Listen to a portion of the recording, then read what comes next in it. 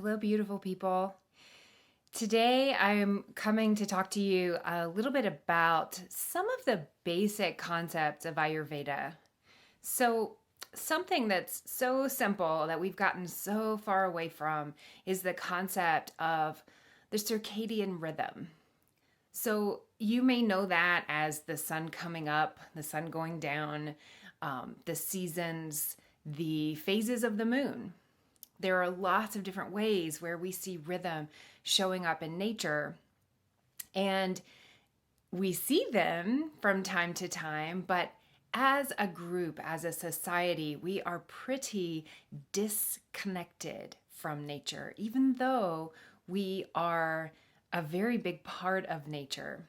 And so, this is something that kind of needs a little reckoning. It needs some resolution because the more we go against the rhythms that really support us in our lives, then the more we have, the more I want to say resistance or the more tendency for upset to occur in our lives. And it's like the intelligence of the universe has a gravity to it. And when we neglect that, then we suffer. So, I wanted to talk to you a little bit about the Ayurvedic clock. The Ayurvedic clock is just how the day flows. It's how the energy changes as we move through our 24-hour day. And in fact, it's a 12-hour cycle that repeats. So if you memorize it for the one half of the day, it'll be easy to remember for the second half. So I'm going to back up just a little bit and I'm going to talk about how in Ayurveda, we kind of break everything down into the 5 elements. And the 5 elements are ether, which is also called space, air, fire, earth, and water. And each of these elements is present within us. It is present within our food. It is present within every single drop of life. It is everywhere. It's not something that we can get away from. So even if one thing is predominantly one element, there's also all of the other pieces within there. For instance, water. You would think a river, that's water, and it is primarily water. But within that water, you have the earth that holds it, that creates the container. You have fire in the form of electricity that is in the water and which has come down through rainwater. You have air as it's, again, like as the rain comes down or as the water gets rumbled around through the rocks. And you have ether, which is just space, which is within everything, the space between things. And the more that we can learn about those 5 elements and kind of enjoy even taking them in and recognizing them, we can start to really feel how they're showing up in our bodies, in our minds, and our emotions. And by doing that, we can start to balance ourselves better. So most of you are probably have heard of the concept of dosha if you don't know more about it. And the idea behind the doshas is that these different 5 elements combine and in particular ways, and they tend to combine into these 3 different doshas. And so the vata dosha is air and ether.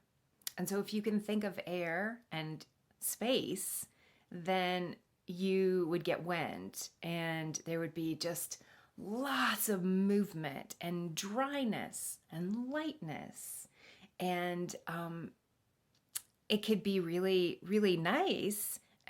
We've all probably enjoyed a breeze, but we can also see how when those elements get out of control, then we've got trouble, right? Tornadoes are no joke. They destroy. So the Vata dosha is catabolic. It tends to break things down in the same way that the Pitta dosha does with its elements. So the Pitta dosha is mostly fire, but a little bit of water. And those two things combine to create like just a fiery, transformative digestion. If you think about like in its greatest form, the way that a fire burns something completely until it is literally transformed into something else. And that is the highest form of pitta, the way that it transforms, the way that we digest, the way that we're able to alchemize one thing into another and understand. But we also know the nature of fire, and if it is out of control, what can happen, right? So we can think of a forest fire, which plagued the West. We can also think of diarrhea. We can think of lots of different ways that our bodies get over acidic or over fiery, and then things are just moving through too quickly and we're not actually digesting and assimilating.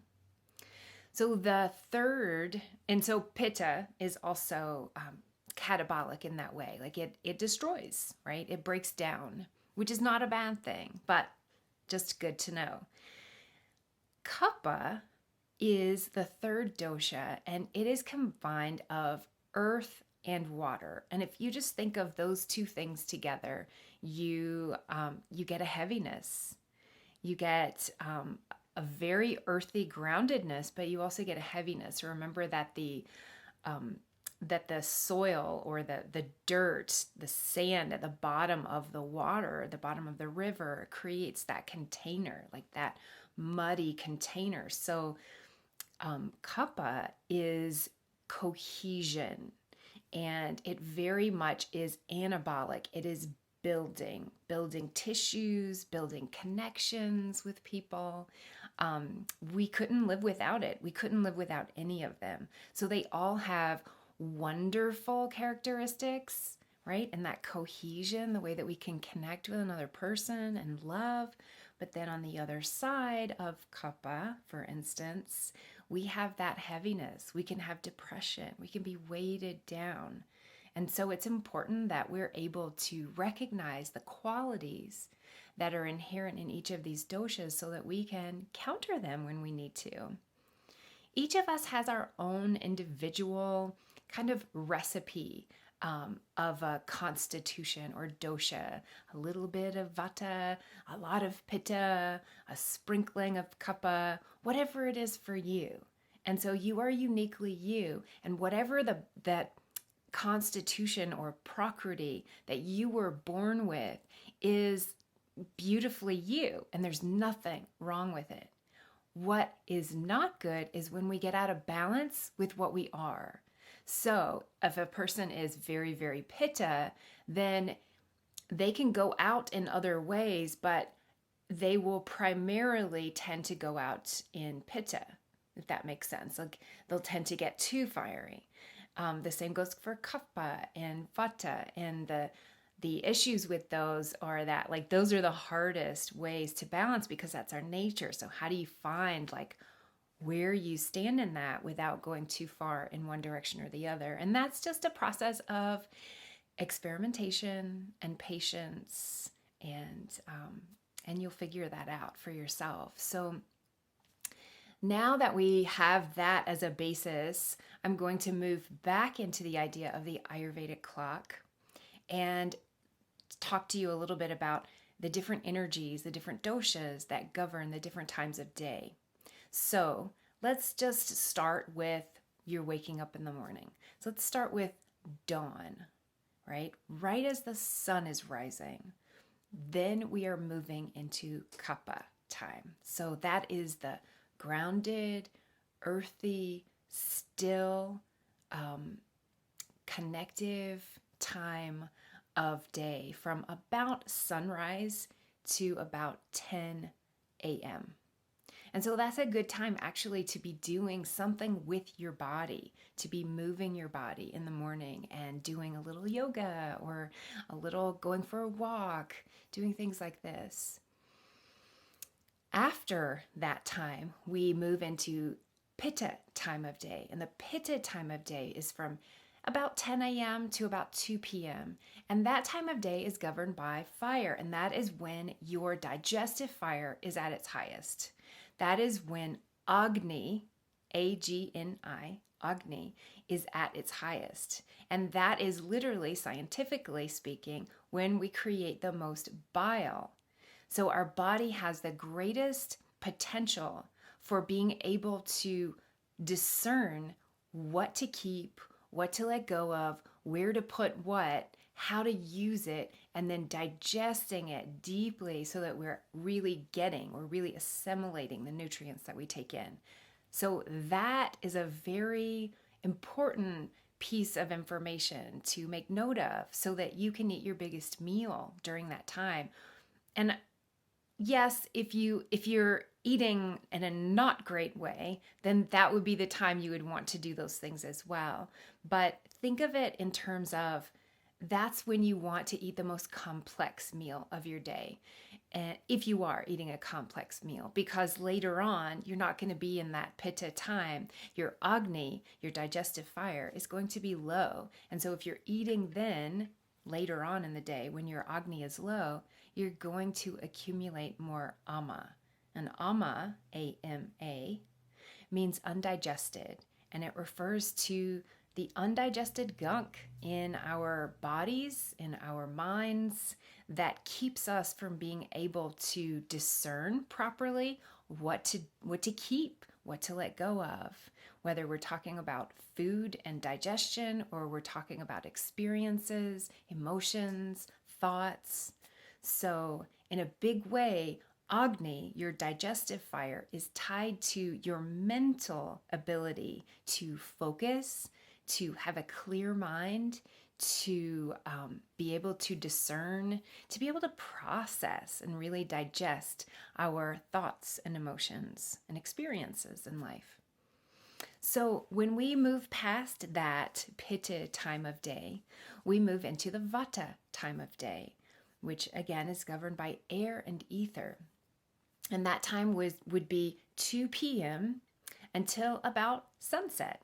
So that changes a little bit depending on what part of the continent you're on or what part of the world you're in, and what season you're in, what time of year it is. It changes constantly. So paying attention, there you go again, to the circadian rhythm and what is the natural intelligence of the universe that's already there for us, and we can just rely on it. We can just rest into that instead of making up our own rhythms that go against it and create dis-ease in our bodies and minds. So during the Vata time, during that time between 2 p.m. to sunset, Vata is outward. Vata is expansive. Vata is mobile. Vata is a time when it's easier to be creative. So that's the time of day that you might brainstorm about things. You might even make some phone calls and connect with people.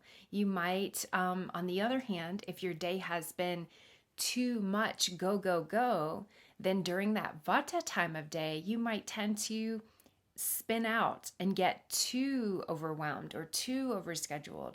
So that might be a time where you want to really implement some calming things to bring it down. It's definitely not the time of day that you want to go for that extra cup of coffee to boost your energy, because when you do that, you're stealing time from yourself and you're stealing energy and nutrients from yourself that you won't have the next day.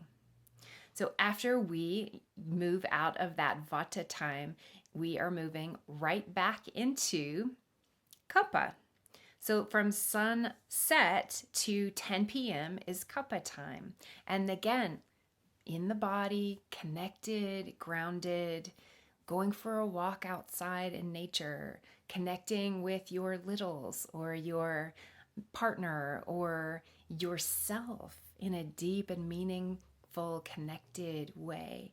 It's a really great time for that. It's also the time, because we are at that point, definitely in the winter here, or in the fall, we're definitely into the darkness a little bit. So during that time, we definitely want to start to wind down and slow down as we come closer to that 10 o'clock mark. Something happens as we move into the Pitta time. There's that mark where the energy changes from the Kapha time to Pitta time. And as we transition into Pitta time, if we didn't do the winding down beforehand, then at 10 o'clock or right around that area, you can feel, if you're sensitive, you can feel that shift in the energy where you get that second win and you start to feel like all of a sudden you have energy. All of a sudden you feel like you want to do things. All of a sudden, those things on your to-do list, this feels like a great time to check them off. But unfortunately, that is not a good time to be doing that, because the more you amp up, the more you're stealing from the next day. So I'm just going to go back into explaining this transition a little bit. If we wind down somewhere around 8 o'clock, right? Start really doing soothing, calm, quiet things. And a great thing to do is to actually not even use lights, right? Especially in this dark time, it can be really special to go back to candle lights, to use lights less. Like, not that you can't use them at all, right? You might not have a window or anything in some of your rooms. And if that's the case, then it would be very, very dark. So you might need to bring a candle into the bathroom or have a nightlight, or maybe you are going to turn on the lights, and that's okay too.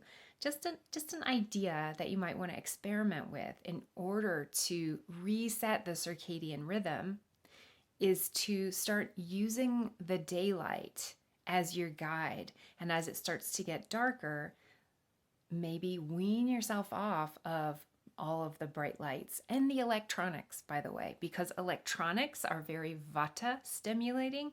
And so they're going to move the energy up and out when we really need the energy to be going down during that kapha time. So if you can get yourself to bed before or by 10 o'clock, then something really special starts to happen at that time. And remember how I said from 10 a.m. to 2 p.m. is Pitta time. That's when the bile is highest, and that's when we digest the best. So at night, from 10 p.m. to 2 a.m., that's the time when our body is doing all of that amazing work that it does without us lifting a finger to detox, to really nourish and do all of that deep work in your organs, your liver, your spleen. Everything is really just getting that daily detox that it needs. And if you are not asleep, or if you have eaten a big meal, those things don't happen, and you can't get that back. Of course, you can try again the next day, but you can't get that energy back, right? You have to do some work to start to replete your energy stores, if that makes sense. So I hope this was helpful.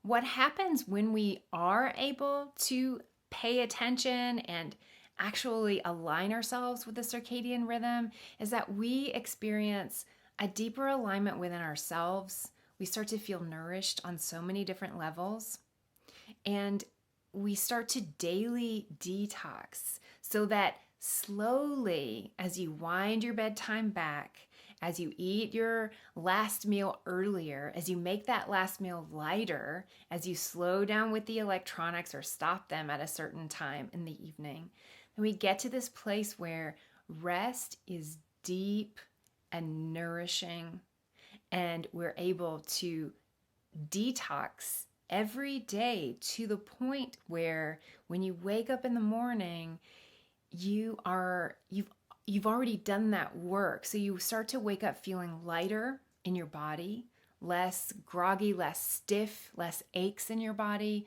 You start to wake up having a more positive mental attitude. You start to wake up feeling ready to go and like you've focused and just more joyful, more playful in your life. If you experience inflammation, that starts to go away because inflammation, the root of inflammation is ama, which means, again, undigested. So if we're digesting, if our fire is high and we're aligning with the rhythm so that we're digesting the food and the experiences that we're putting into our body, then we don't have the leftover the ama, that keeps us gunked up, that keeps us unclear in so many ways. So I hope this was helpful. I wanted to keep these videos short, and I've already gotten to over 20 minutes, so I'm going to stop here, but there will be more coming. If you have any questions, post in the Facebook group or send me a quick email or text or a message. Thanks so much for watching.